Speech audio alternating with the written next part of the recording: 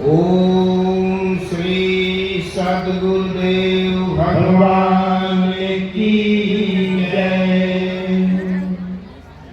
ओम जय गुरुदेव, जय गुरुदेव। ओम जय गुरुदेव, जय गुरुदेव।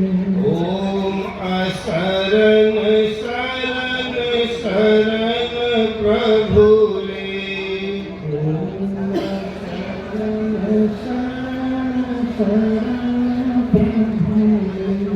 ओम जय गुरुदेव, जय गुरुदेव।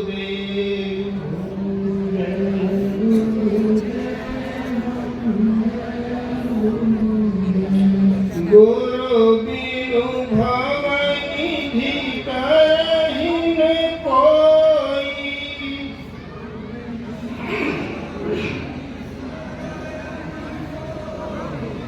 जो बिरंचि शंकर सम होई।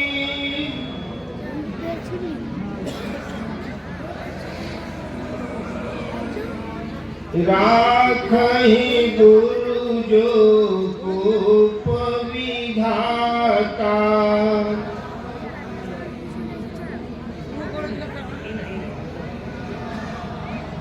गुरु विरोध नहीं को जग त्राता।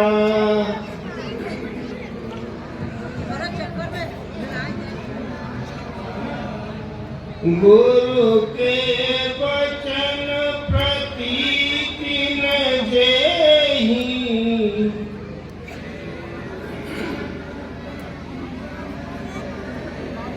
सपने हूँ सुलभन सुख सिद्धि तेहि।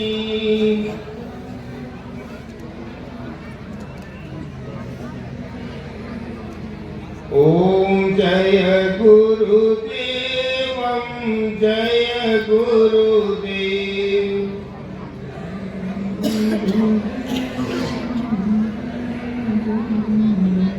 ओम श्री सद्गुरुदेव भगवान की जय। जैसा कि आप सभी लोग इस वार्षिक भंडारे पर आते हैं, पहले गुरु महाराज भी आते थे, अब संत महात्मा लोग आते हैं। गुरु महाराज जी तो पालघर में हैं, लेकिन यह लगभग 40-45 साल से वार्षिक भंडारा मनाया जा रहा है विमलानंद महाराज जी की समाधि का। और ये आयोजन इसलिए है कि क्षेत्रीय जनता में बहुत ही श्रद्धा की लहर है। इसी बहाने धर्म कर्म दान पुण्य सब लोग करते हैं। संत महात्माओं का समागम हो जाता है, भगवत चर्चा हो जाती है।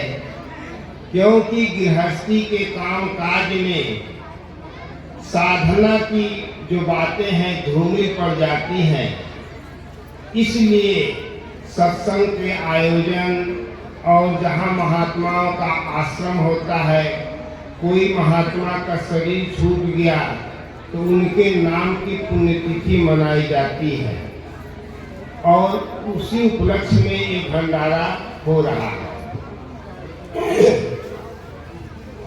तो हमारे शास्त्रों में भगवान की भक्ति करने का, मुक्ति प्राप्त करने का जो साधन बताया गया है, जैसे हम रामचरितमानस को उठाकर देखते हैं तो रामचरितमानस में कुछ ऐसे स्थल बतलाए गए हैं जहां पर हम पहुंच जाएं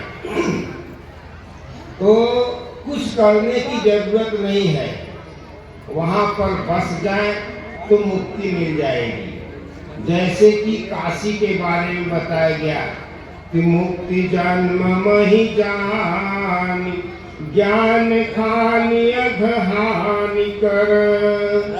जह बस शंभु भवानी, सो काशी से कसन। मुक्ति जन्म महि जान, मुक्ति को जन्म देने वाली पृथ्वी,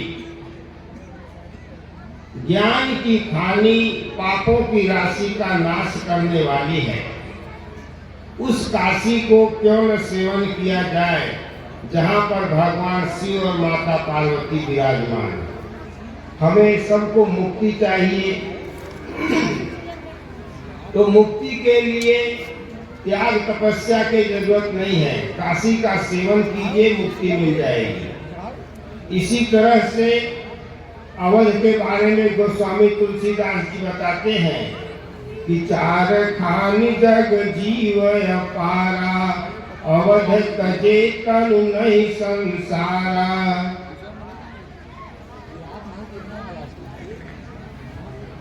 चार खानि की अपार जीव श्रृंखला है। इनमें से यदि अवध में शरीर त्याग देता है तो पुनः उसको संसार में नहीं आना पड़ता।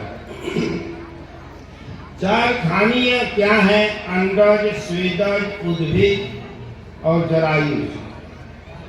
ये चार खानी की जो अपार जीव श्रृंखला है, इनमें से कोई भी यदि शरीर अवध में त्याग देता है तो उसको फिर संसार में नहीं आना पड़ता, अर्थात तो मुक्त हो जाता है। इसी तरह से चित्रकूट है, रामेश्वर है। रामेश्वर के बारे में बताते हैं कि जे रामेश्वर दर्शन करी हैं, ते तन तजी मम लोक सिधरी हैं। वो जो केवल रामेश्वर का दर्शन कर लिया तो शरीर का त्याग करके भगवान राम खुद कहते हैं कि मेरे आलोक में वास करेगा, मेरे लोक में पहुंच जाएगा। और कदाचित एक लोटा गंगा जल चढ़ाते बन गया तो जो गंगा जलवान चढ़ाई, सो सायुज मुक्ति नर पाई। वो सायुज मुक्ति प्राप्त कर लेगा। मुक्ति चार प्रकार की बताते हैं: सालोक्य, सामीप्य, सारूप्य और सायुज्य। जो अंतिम मुक्ति है सायुज्य, उसे प्राप्त कर लेगा। कदाचित एक लोटा गंगा जल रामेश्वर में चढ़ा देगा।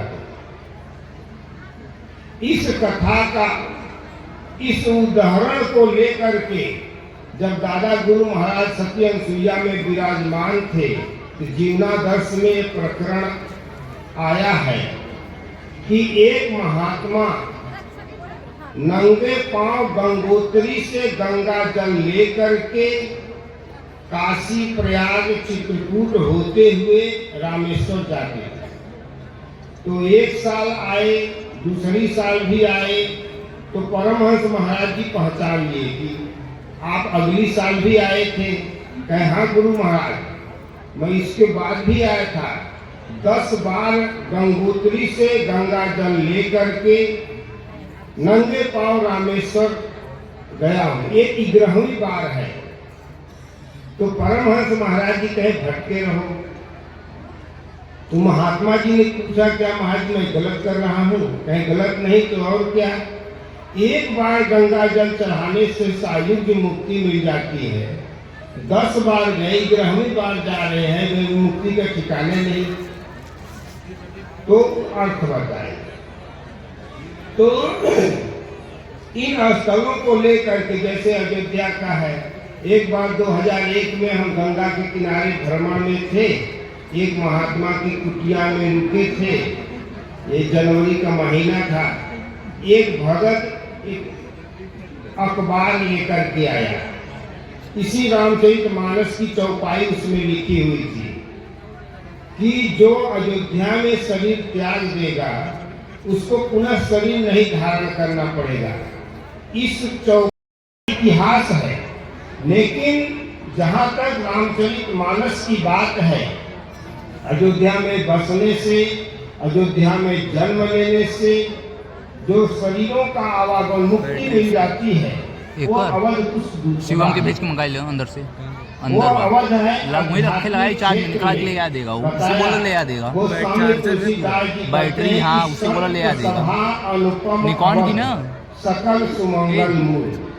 संतों की सभा ही अनुपम अवध है, जो संपूर्ण कल्याण का मूल है।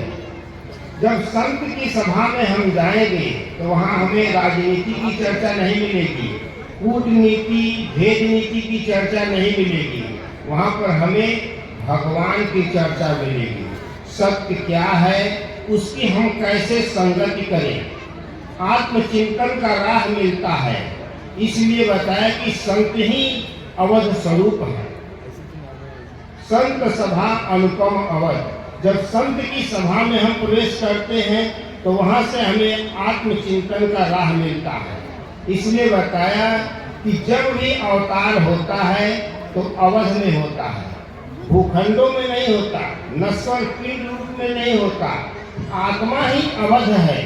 भगवान श्री कृष्ण गीता में इस आत्मा की अजरता अमरता पर भरपूर बल दिया।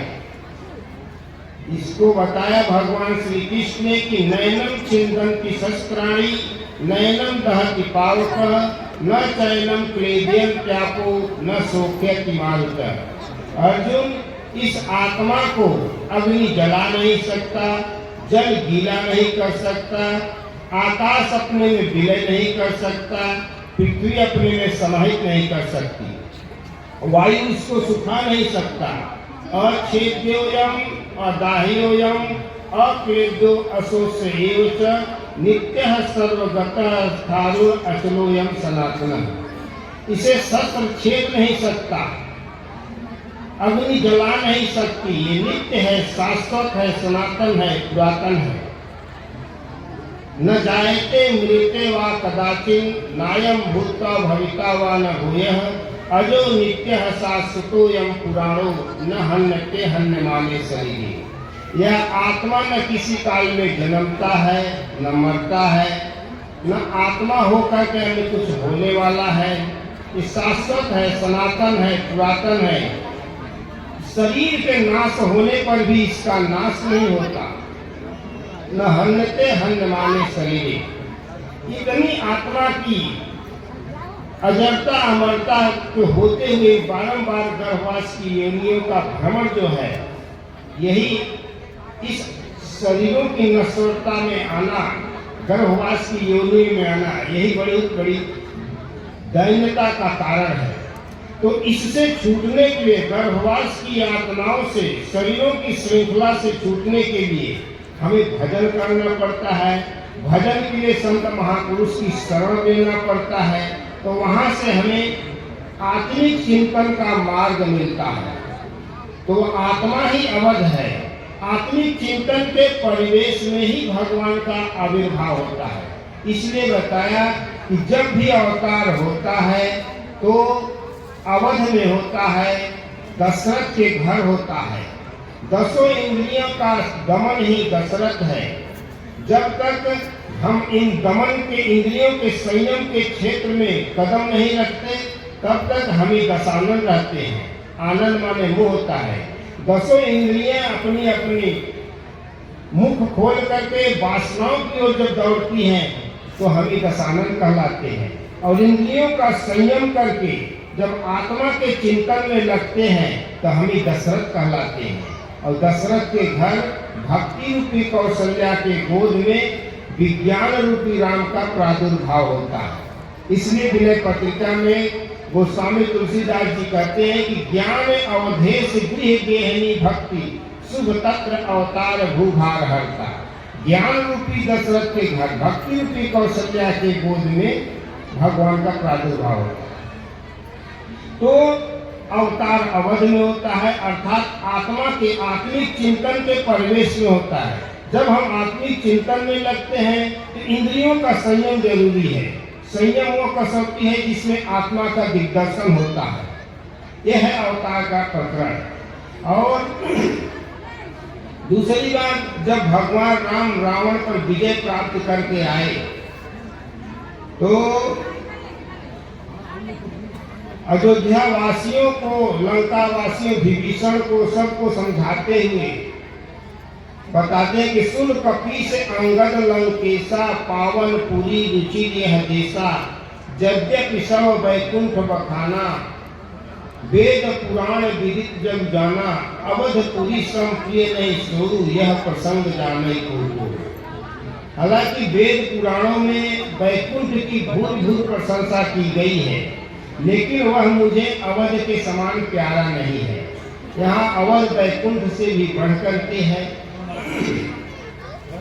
काकभूषुंडी जी का जब जन्म हुआ, उन्होंने अपना लाखों वर्ष पूर्व संस्मरण सुनाया कि प्रथम जन्म के चरित अब कहूँ सुनहु विहेश, सुनि प्रभु पद रति उपजई, जाते मिटई कलेश।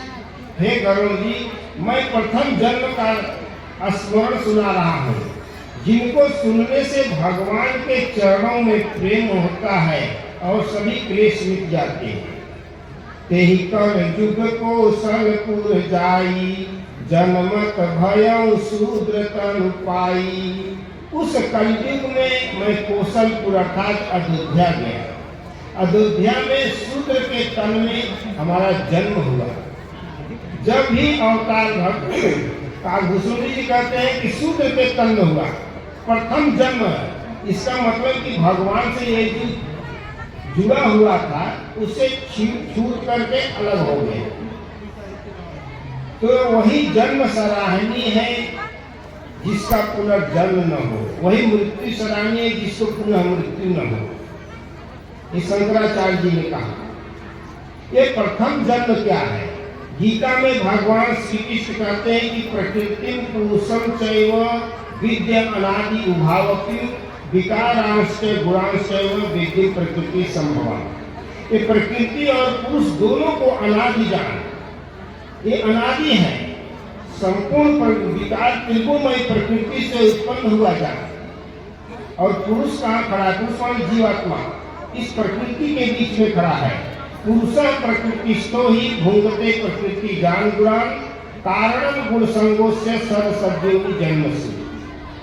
ये पुरुष प्रकृति के बीच में खड़ा है, प्रकृति से उत्पन्न गुणों के कार्य पदार्थों को भोगता है, और ये भोग ही इस जीवात्मा को अच्छी तथा बुरी योनियों में जन्म लेने का कारण है। ये जो अनादि काल से हम आप चले आ रहे हैं, इसका कोई लेखा जोखा नहीं है। लेखा जोखा वहां से बताया गया जब काकभूषुंडी जी कहते हैं कि मैं कौशलपुर गया, और जो अवध में गया, अवध में जाने का मतलब कि संतों का संग प्राप्त किया, सत्संग प्राप्त किया, और वहां से आत्मिक चिंतन का जब राह मिला, तब हमारा प्रथम जन्म हुआ। इसी को भगवान महावीर ने कहा कि हमें भजन करने में, जब से भजन किया और पूर्णत्व की प्राप्ति में 24 जन्म लगे। महात्मा बुद्ध का 200 जन्म का उल्लेख है। जब से ये संत भगवान की राह में चलते हैं, वहां से जन्म का निर्धारण है। शास्त्रों में जो बताया गया, महापुरुषों ने जो बताया, पूज्य दादा गुरु महाराज 7 जन्म से लगातार साधु थे, 8वें जन्म में पूर्ण स्त्री प्राप्त कर ली, तो वहां से यह जन्म है। इस जन्म में के बाद में भगवान श्री कृष्ण जी को कहते हैं कि अर्जुन, इस गीतोक्त कर्म में अर्थात निष्काम कर्म योग में बीज का नाश नहीं है। इसमें सीमित फल की दोष नहीं है कि आपको रिद्धि सिद्धियों में उलझाकर छोड़ दे। यह साधन आप भले छोड़ दो, लेकिन यह साधन आपका उद्धार करके ही छोड़ेगा।